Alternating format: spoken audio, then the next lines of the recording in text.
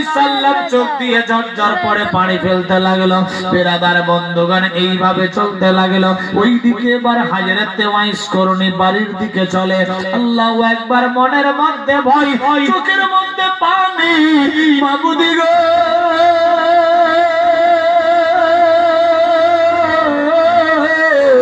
আমার মা রোজা খুলেনি, রোজা রেখে আছে। আল্লাহ আমাকে তাড়াতাড়ি বাড়িতে পৌঁছাও, আমার মায়ের যাতে রোজা কাজা না হয়ে যায়। আল্লাহ পাক রব্বুল ইজ্জত রাস্তাকে আসান করে দাও। হযরতে ওয়াইস করণীর কান্না কবুল। মাবুদ, আমি কে নবীকে দেখলাম না, না দেখেই ফেরত চলে আসলাম আমার মায়ের খেদমতের কারণে। নবীর মহব্বতে যদি থেকে যেতাম, আমার মা চোখের পানিতে বুক বাসাতো, মায়ের কান্না বরদাস্ত হতো না। মা যদি খাদ্য তাহলে আল্লাহ পাক রাজি হতো না, নবীকে পেতাম না। মনের মধ্যে ভয় নিয়ে আগুয়াতে লাগলো। দৌড়াতে দৌড়াতে গিয়ে বাড়ি পৌঁছে গেল। গিয়ে দেখছে আমার মা দোয়া করতে আছে। আমার আল্লাহ বলে, বান্দা বান্দি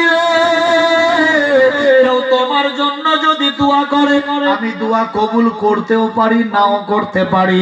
কোন বুজুর্গ যদি দোয়া করে, আমি দোয়া কবুল করতেও পারি, নাও করতে পারি। কিন্তু বেটা বেটির জন্য যদি মা বাপ দোয়া করে, আমি আল্লাহ সবার চাইতে আগে দোয়া কবুল করি। আল্লাহু আকবার, আল্লাহু আকবার। বিরাদার বন্ধুগণ, আল্লাহর হাবিব সাল্লাল্লাহু তাআলা আলাইহি ওয়াসাল্লাম এর সামনে এক সাহাবী গিয়ে হাজির হয়ে গেল। ইয়া রাসূলুল্লাহ, লাব্বাইক, আসসালামু আলাইকা ইউহান নবী। ওয়া আলাইকুমুস সালাম। বলো কি হয়েছে? ইয়া রাসূলুল্লাহ, ইয়া হাবিবাল্লাহ, কেউ যদি দিনে একবার মহব্বতের নজরে মায়ের চেহারা দেখে কি লাভ হবে? নবী আমার বললেন, শোনো রে সাহাবী, কেউ যদি দিনে একবার মহব্বতের নজরে মায়ের চেহারা দেখে, আল্লাহ পাক একটা কবুল উমরা হজের সেবাব দিয়ে দেবে। ইয়া রাসূলুল্লাহ, নবী গো, কেউ যদি দিনে দুইবার দেখে মায়ের চেহারা মহব্বতের নজরে, কি লাভ হবে?